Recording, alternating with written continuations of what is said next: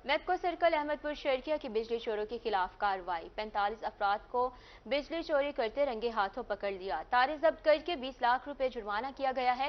बिजली चोरों के खिलाफ मुख्तलिफ थानों में मुकदमा दर्ज कर लिए गए, जबकि बिजली चोरों के खिलाफ कार्रवाइयां और अहमदपुर शर्किया, उच्च शरीफ, चन्नीगोट, नौशहरा और दीगर इलाकों में की गई हैं। मेपको हुकाम का कहना है बिजली चोरों के खात्मे तक चैन से नहीं बैठेंगे। आपको आगाह करे हैं मेपको सर्कल अहमदपुर शर्किया की बिजली चोरों के खिलाफ कार्रवाइयां जारी हैं। 45 अफराद को बिजली चोरी करते रंगे हाथों पकड़ लिया गया। तारें जब्त करके 20 लाख रुपए जुर्माना भी आयद किया गया। बिजली चोरों के खिलाफ मुख्तलिफ थानों में मुकदमा दर्ज कर लिए गए हैं। बिजली चोरों के खिलाफ कार्रवाइयां अहमदपुर शर्किया, उच्च शरीफ, चनीगोट, नौशहरा और दीगर इलाकों में की गई हैं। होशियार, खबरदार, बिजली चोर हो जाएं तैयार। बिजली चोरों के खिलाफ शिकंजा, सख्त घेरा तंग करने का प्लान कर लिया गया है। कानून में बिजली चोरों पर 2 साल कैद और 1 करोड़ रुपए जुर्माना भी किया जा सकता है। इस हवाले से माहिरीन कानून का क्या कहना है, आइए जानते हैं महर इमरान से। जी बताइएगा महर इमरान। जी बिल्कुल बात करेंगे बिजली चोरों के खिलाफ जो हुकूमत ने क्रैकडाउन करने का जो एक हुक्म दिया और उसके बाद जो सिलसिला शुरू किया गया बिजली चोर पकड़ने का। तो इस हवाले से लीगल एडवाइज़र मेपको माहर मज़र सियाल साहब हमारे साथ मौजूद हैं। इनसे हम जानते हैं कि सज़ाएँ क्या हैं। क्रैकडाउन भी हो रहे हैं, लोग पकड़े भी जा रहे हैं बिजली चोर। क्या सज़ा है जब उनका केस अदालत में आ जाता है? अब बिस्मिल्लाहिर्रहमानिर्रहीम। डोमेस्टिक के लिए जो है ना, उसको उन्होंने कहा है कि 5 साल सज़ा है डोमेस्टिक की, और जहाँ पे इंडस्ट्रियल है या दीगर कनेक्शन है तो वहाँ 7 साल उन्होंने सज़ा की है। तो अगर इस पे अमल दरामद हो जाए और हुकूमत सीरियस हो जाए तो मेरे ख्याल में काफ़ी हद तक जो मुल्क की जो है ना रेवेन्यू का खसारा है उसको कम किया जा सकता है। जुर्मानों के हवाले से क्या प्रोसेस होता है जब कोई बिजली चोर पकड़ा जाता है? जुर्मानों के हवालों से ये डिटेक्शन पॉलिसी होती है कि डोमेस्टिक को अगर पकड़ा जाए तो उसकी हिसाब का जो कंजम्पशन है एवरेज है यूनिट्स, तो उसके 2 मंथ को जो है ना एवरेज बना के 2 माह के हिसाब से दिया जाता है। और इसी तरह को इंडस्ट्रियल कनेक्शन पकड़ा जाता है तो उसकी साबका जितनी खपत है इस्तेमाल शुदा यूनिट हैं तो उसको 6 माह का वो सम अप करके सबका जो उसकी कंजम्पशन है तो उस हिसाब के उसको जो क्या है ना। मैसेज देना चाहेंगे शहरियों को आज के इस दौर में जब यूनिट बहुत ज़्यादा उसकी प्राइसेस हो? तो मैं अपने पाकिस्तानी सिटीज़न शहरी भाइयों को ये गुजारिश करूँगा कि एक तो अपनी जो है ना जो कंजम्पशन है उसका वो ख्याल करें, उसको कम से कम लाइट का या एसी है तो उसको कम से कम इस्तेमाल करें। उसका तहफ़्फ़ुज़ जो है वो किया जाना ज़रूरी है। यहाँ पे मैसेज भी दिया जा रहा है और जो पकड़ा जाएगा उसके खिलाफ जुर्माने के साथ-साथ जो उसको सज़ा भी होगी और जेल की हवा भी वो खाएगा। इसलिए बिजली का जो है वो बचत की स्कीम में वो शामिल हो के उसका बचत करें ताकि मुल्क में जो बिजली की एक शॉर्टेज है, जो खपत है उसको जो है वो रोका जा सके और बिजली चोर जो कार्रवाइयाँ हैं वो जारी हैं। बहुत शुक्रिया आपका। बिजली चोरों के गिर्द घेरा तंग, मैपको ने महकमे में उकाड़ पछाड़ शुरू कर दी है। 315 अफसरान के तकर्रो तबादले किए गए। वजारत तवानाई के अहकामात पर अफसरान ने अपने नए दफातर के चार्ज संभाल लिए। इंसदादे बिजली चोरी मुहिम कामयाब बनाने के लिए वफाकी हुकूमत ने पावर सेक्टर के अफसरान को तब्दील करने का हुक्म दिया था। आपको आगाह करें हैं बिजली चोरों के गिर्द घेरा तंग कर दिया गया। मेपको ने महकमे में उखाड़ पिछाड़ शुरू कर दी है। 315 अफसरान के तकर्रो तबादले भी कर दिए गए। वजारत तवानाई के अहकामात पर अफसरान ने अपने नए दफातर का चार्ज संभाल लिया। इंसदाद बिजली चोरी मुहिम कामयाब बनाने के लिए वफाकी हुकूमत ने पावर सेक्टर के अफसरान को तब्दील करने का हुक्म दे दिया है।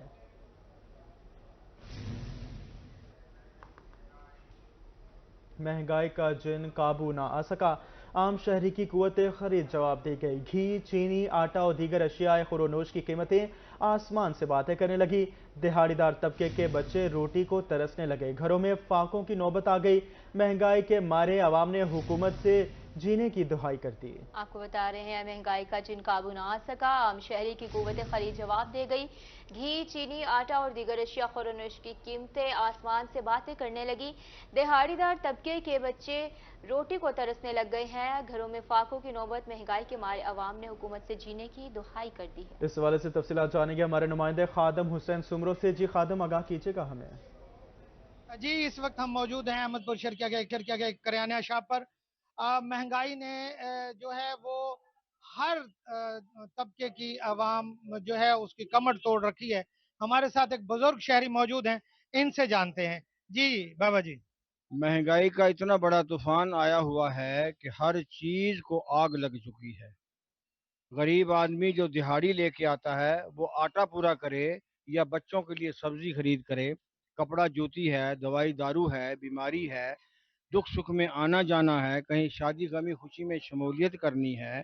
इस महंगाई के दौर में हुकूमत ने क्या आवाम को रिलीफ दिया है? ये आवाम के लिए अभी भी ये आवाम से अपनी अच्छाई की मुंतजर हैं कि ये हमें वोट देंगे। जब आवाम को कुछ नहीं मिलेगा तो इनको क्या मिलेगा? जी हमारे साथ एक और शहरी मौजूद हैं, उनसे जानते हैं। जी। महंगाई ने शरीफ आदमी की और गरीब आदमी की कमर तोड़ के रख दी है। आटा, चीनी, दाल, सब्जी, कोई चीज़ ऐसी नहीं है जो किसी गरीब आदमी की पहुंच में हो। खुदारा कुछ न कुछ गवर्नमेंट इन रिलीफ दे। जी यहाँ पर जो है लोगों का कहना यह है कि हुकूमत को चाहिए कि कुछ रिलीफ दे, और कुछ लोगों का यह भी कहना था कि डॉलर अगर नीचे आया है तो फिर पेट्रोलियम मसनूआत और बाकी महंगाई को भी कंट्रोल है। आदिम सुमरू, बहुत शुक्रिया आपका। आपको बताएंगे हुकूमत महंगाई पर कंट्रोल पाने में बुरी तरह नाकाम हो चुकी है। महंगाई का जिन बोतल से बाहर आ गया, आम शहरी महंगाई शदीद महंगाई से मुतासिर हो रहा है। हुकूमत से महंगाई में कमी की दुहाई कर रहे हैं। इस हवाले से बात करेंगे हमारे नुमाइंदे मुकर्रब खान न्याजी से। मुकर्रब, हमें तफसीलात से आगाह कीजिएगा। जी बिल्कुल, बढ़ती महंगाई ने गरीब का जीना मुहाल कर दिया है। गरीब आदमी गुर्बत की चक्की में पिस चुका है। इस वक्त हमारे साथ मौजूद हैं एक रिक्शा ड्राइवर, इस बारे में वो क्या कहते हैं। जी 300 रुपये, 307 रुपये लीटर है पेट्रोल। बंदा बड़ी मुश्किल से पेट्रोल डलवाता है और उसके बाद सारी दिन की मेहनत कर कर के बंदा बड़ी मुश्किल से वही 600 यानी कि कमाता है, जिसमें बिजली का बिल भी इतना ज़्यादा आ गया है। छोटे छोटे बच्चे हैं। हमारे हुकूमत से इल्तिजा है हमारी कि मेहरबानी करें, महंगाई को थोड़ा सा कम करें। जी, शहरियों का कहना है कि गवर्नमेंट को चाहिए कि जो पेट्रोलियम मसनूआत हैं उनकी कीमतों में फौरी तौर पर कमी करे। इसके अलावा जो बिजली के बिलों में ज़ालमाना इजाफा किया गया है वो फौरी तौर पर वापस लिया जाए, ताकि जो गरीब आदमी हैं वो अपने बच्चों के लिए 2 वक्त की रोटी कमा सके। मुकर्रब खान, बहुत शुक्रिया आपका। सरगोदा से आपको खबर देंगे, कदीमी रेलवे स्टेशन में वीरानियों के डेरे। 20 से 25 ट्रेन की आमद के बाद अब सिर्फ 4 ट्रेनें आती हैं। रेलवे स्टेशन 1901 में तामीर हुआ था। मज़ीद तफसीलात जानेंगे सैयद जवार हुसैन शाह से। जवार हुसैन शाह, हमें आगाह कीजिएगा। जी बिल्कुल, हम इस वक्त मौजूद हैं सरगोदा जंक्शन रेलवे स्टेशन पे। अगर बात की जाए सरगोदा जंक्शन के हवाले से तो 1901 में इसका क़याम अमल में लाया गया और यहाँ बहुत ज़्यादा आमदोरफ्त होती थी। कोई वक्त था बड़ी गहमा गहमी होती थी, प्लेटफॉर्म भरे होते थे, मुसाफिरों की रहल पहल होती थी, ट्रेनें आती जाती थी। लेकिन जैसे जैसे वक्त गुजरा रेलवे भी जवाल पजीर होता गया। इस वक्त सरगोदा में 3 से 4 ट्रेनें सफ़र कर रही हैं। अगर बात की जाए रेलवे स्टेशन की तो सरगोदा का रेलवे स्टेशन वो रेलवे स्टेशन है जो दाईं साइड से शोरकोट को मिलाता है और बाईं साइड से लाला मूसा को मिलाता है। इधर मियाँ वाली के लिए भी ट्रेन जाती है। इस वक्त मेरे साथ मौजूद हैं सरगोदा रेलवे स्टेशन के स्टेशन मास्टर, उनसे बात करेंगे तौसीफ अहमद साहब से कि वो क्या कहेंगे। अस्सलाम वालेकुम सर। वालेकुम सर, क्या कहेंगे ट्रेन के बारे में?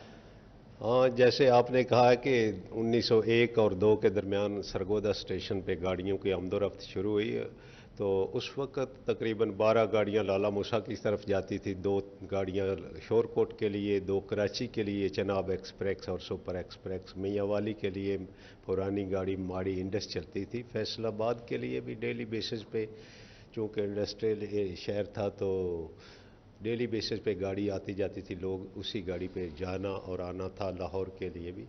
अब वक्त गुजरने के साथ साथ ये काफ़ी सारी गाड़ियाँ बंद हो गई हैं। इसी तरह सैलाब जो हैं वो भी रेल के लिए बहुत सबसे ज़्यादा नुकसान पहुँचाते हैं। और एक और भी वजह है कि रेल के साथ साथ ना ये सड़कें चूँकि अच्छी बना दी गई हैं, मोटरवेज़ है, कारपेट रोड है, लोग उस तरफ भी कुछ राग़ब हो गए हैं। माल गाड़ियाँ भी पहले की निस्बत कम हो गई है। गोदाम टू गोदाम लोगों का सामान कराची से पहुँचता है। इसकी वजह से ना लोग वो रोड की तरफ ज़्यादा आते जाते हैं। जी बिल्कुल, आपने देखा मेरे साथ मौजूद थे स्टेशन मास्टर सरगोदा। इनका कहना यह है कि अगर आवाम भी रेलवे से ताउन करें तो रेलवे तरक्की कर सकता है। आवाम को भी चाहिए आरामदेह सफ़र को तरजीह दें, क्योंकि ट्रांसपोर्टरों ने किराए बढ़ा दिए हैं, रेलवे के किराए अभी भी इतने नहीं बढ़े। आवाम मुनासिब कीमत पर बेहतरीन सफ़र इंजॉय कर सकते हैं। शुक्रिया जवार अपडेट के लिए। अब खबर शामिल करेंगे बहावलपुर से, जहां कुत्ते के काटने के वाकयात में इजाफा होने लगा। मुसाफिर खाना में कुत्ते ने 50 साला खातून को काट लिया। खातून के हाथ और टांग पर शदीद जख्म आए। जख्मी खातून को मजीद इलाज के लिए अस्पताल मुंतकिल कर दिया गया। अस्पताल मुंतकिल कर दिया गया है। आपको बता रहे हैं बहावलपुर में कुत्ते के काटने के वाकयात बढ़ने लग गए हैं।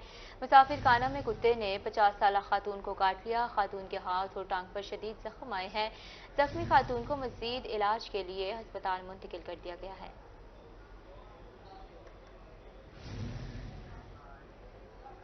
पुलिस अफसर की जानिब से इख्तियारात का नाजायज इस्तेमाल। बहावलपुर में साबिक SHO धोड़कोट पर मुकदमा दर्ज किया गया है। शहरी का कहना है कि पुलिस अफसर ने 15 दिन बिला वजह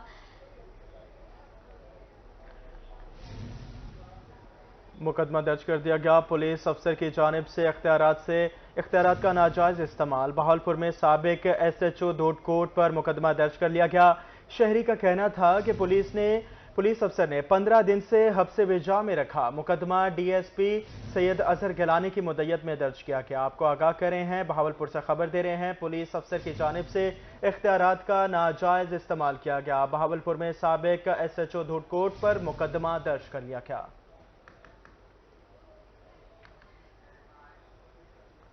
पटवारी करप्शन से बाज ना आए। एक शहरी की जमीन किसी और के नाम मुंतकिल करने पर बहावलपुर के पटवारी राना अता मोहम्मद के खिलाफ एंटी करप्शन में इंक्वायरी रेगुलर कर दी गई। इंक्वायरी में मुद्दई हुजूर बख्श पटवारी पर इल्जामात के सबूत पेश करेंगे। मजीद जानते हैं महमूद जहीर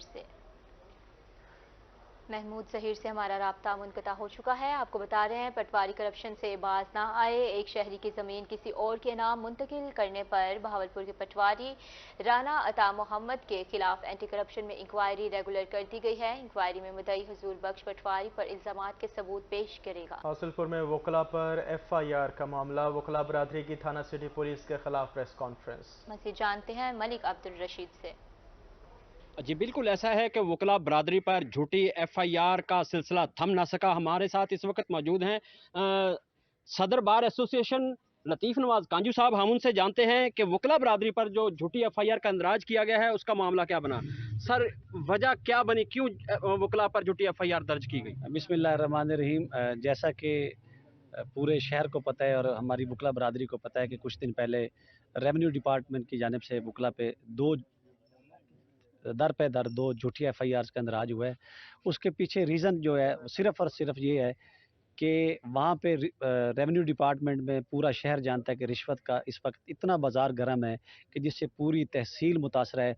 तो उस चीज़ को रोकने के लिए, चूँकि हम वकला भी एक पार्ट ऑफ इस सिटी हैं, तो किसी काम के लिए दोस्त गए हैं, तो वहाँ पे इसी सिलसिला की कड़ी जो उनको नज़र आई उसको रोकने की उन्होंने कोशिश की। बजाय इसके कि वो रिश्वत स्तानी से बाज आते, उन्होंने वहाँ पे हंगामा खड़ा कर दिया और बाद अज़ां जो है वो उन पे FIR करवा दी हमारे वकला पे। एक नहीं, उसके बाद दूसरी भी FIR दर्ज करवा दी जो कि बेबुनियाद झूठी और मनगढ़ंत FIRs हैं। तो बार एसोसिएशन आज उसी सिलसिला में सरापा एहतजाज है और हड़ताल की कॉल की है। तो नेक्स्ट जो इस सिलसिला में लाए अमल है, अगर इनको खारिज ना किया गया दोनों FIRs को, तो मंडे से हम अपना नेक्स्ट जो लाए अमल है उसका ऐलान करेंगे। बजाय इसके कि वो सुलह करते रात की तारीकी में जो है ये उन्होंने FIR दर्ज करवाई है। हमें पुलिस की जानिब से भी किसी किस्म की कोई इतला नहीं दी गई, तो इसीलिए हमारा मौक़िफ़ भी नहीं सुना गया। इसलिए हम जो है पुलिस की भी भरपूर मजम्मत करते हैं। पुलिस की भी भरपूर मजम्मत करते हैं। पुलिस की जानिब से भी हमारा किसी किस्म का कोई मौक़िफ़ नहीं जाना गया और महकमा रेवेन्यू डिपार्टमेंट की इमा पर जो है वो वकला बरादरी पर झूठी FIR का इंदराज किया गया है। इस वक्त वकला बरादरी जो है वो सरापा एहतजाज है। उनका यही कहना है कि जब तक झूठी FIR खारिज नहीं की जाती, रेवेन्यू डिपार्टमेंट अमले का दाखिला जो है जुडिशल कॉम्प्लेक्स में बंद कर दिया गया है। मलिक अब्दुल रशीद, बहुत शुक्रिया आपका। जामिया मस्जिद शेरशाह सूरी भेरा की पहचान बनी। 5 सदियाँ गुजरने के बाद भी अपनी शान और शौकत कायम किए हुए है। मस्जिद में 10,000 से ज़ायद अफराद एक वक्त में नमाज अदा कर सकते हैं। मस्जिद से मुंसलिक कमरे में म्यूजियम और रिसर्च सेंटर भी बनाया गया है। शेरशाह सूरी के दौर में 1540 से 1545 साल के इस अरसे में इस मस्जिद को बनाया गया और उसी के नाम से इसको मंसूब किया गया। ये इलाका की एक बेहतरीन पहचान है। इसकी तामीर, इसकी साख्त मट्टी, चूना और गारे से की गई है, जो इंतहाई सादा है। इसमें कोई पत्थर का इस्तेमाल नहीं है, लेकिन ये मस्जिद इस लिहाज से इल्मी और रूहानी तौर पे एक मरकज़ है कि यहाँ पे किसी की दिल आज़ारी, फ़िरका वाराना तअस्सुबात को फ़रोग़ नहीं दिया जाता, बल्कि इत्तेहाद और यकजहती का पैगाम अपने कौल व फ़िल के साथ अदा किया जाता है। ये मस्जिद वसी व अरीज़ है। इसका टेम्परेचर मस्जिद के अंदरूनी हिस्से में इंतहाई मोतदिल है और हर मौसम के लिहाज से। डेप्यूटी कमिश्नर बहावलपुर ज़हीर अनवर का विक्टोरिया अस्पताल का दौरा, शोबा इमरजेंसी के मुख्तलिफ हिस्सों का मुआयना और मरीजों के मसाइल सुने। अस्पताल इंतजामिया को सर्विस डिलीवरी बेहतर बनाने की हिदायत की गई। एमएस ने शोबा इमरजेंसी बारे ब्रीफिंग दी।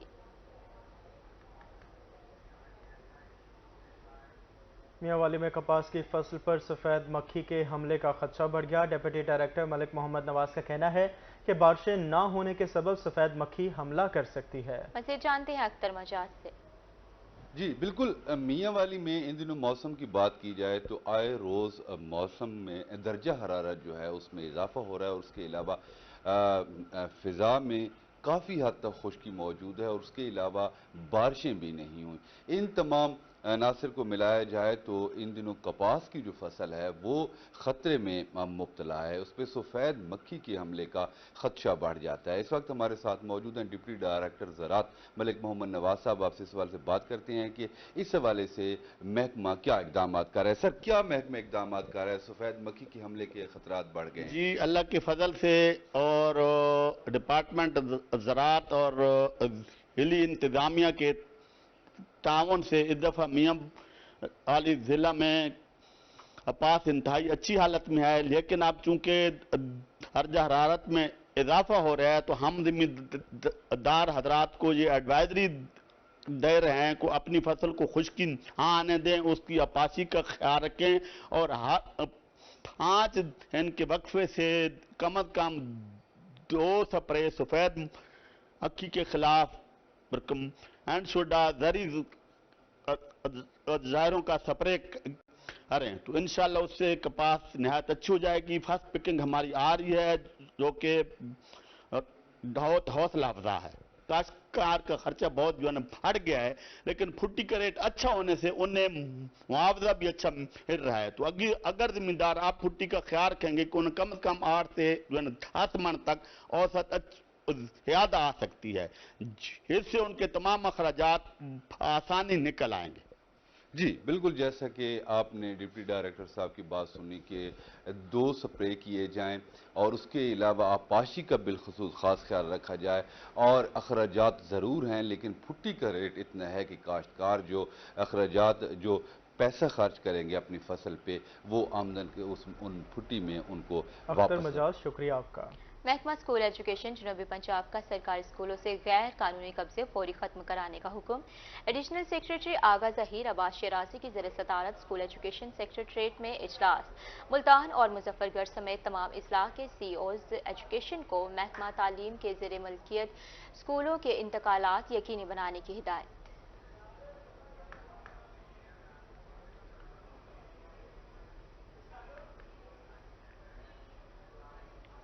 रहमिया खान में पंजाब हुकूमत डेंगी कैंपेन की कामयाबी के लिए मुतहरिक हो गई। गवर्नमेंट कॉलोनी सेकेंडरी स्कूल में डेंगी कैंपेन की एक रोज़ा तरबियती वर्कशॉप का इनेकाद किया गया। आमिर भट्टी आगाह करेंगे। बिल्कुल नहीं, मेरे ख्याल में महकमा हेल्थ और स्कूल एजुकेशन डिपार्टमेंट के ज़ेर एहतमाम डेंगू मुकाऊ मुहिम जारी है, जिसमें आज जो इजलास हो रहा है जिसमें आगाही भी दी जा रही है हमारे ड्यू एलिमेंट्री मर्दाना तारिक जमील बलोच साहब और इसके साथ साथ फोकल पर्सन है डेंगू के यूसुफ सईद साहब। सबसे पहले हम ड्यू एलिमेंट्री मर्दाना से जानना चाहेंगे, सर स्कूलों में किस तरह से डेंगू एक्टिविटीज़ पर काम किया जा रहा है ताकि हम इस कैंपेन में कामयाब हो सकें? बिस्मिल्लाहिर्रहमानिर्रहीम। हमारे यहाँ डेंगू के जो यूज़र हैं उनकी तादाद पंजाब में सबसे ज़्यादा है और इस हवाले से आज सेमिनार मुनाकिद किया गया है ताकि हम अवेयरनेस जो है वो तमाम असातिज़ा तक, बच्चों तक, तमाम स्कूलों तक पहुंचा सकें इस हवाले से 2-3 पॉइंट जो है वो हमने डिस्कस किए, ख़ास तौर पर जो डॉर्मेंसी के हवाले से है और फेक एक्टिविटीज़ के हवाले से है। तमाम हेड्स को ये हिदायत की गई है कि फ़ेक एक्टिविटीज़ हरगिज़ ना करें। जो एक्टिविटीज़ में बिफ़ोर और आफ्टर का डिफरेंस है वो लेस दैन 3 मिनट ना हो, 3 मिनट से ज़्यादा होना चाहिए और तस्वीर क्लियर हों।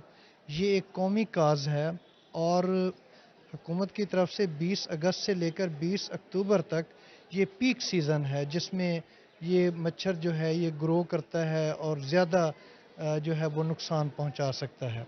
तो हम इंशाअल्लाह तमाम जो है महकमा तालीम के ऑफिसर्स, तमाम असातिज़ा कराम, तमाम बच्चे इस हवाले से पर उम्मीद हैं कि हम इंशाअल्लाह। क्या कहना चाहेंगे इस कैंपेन के हवाले?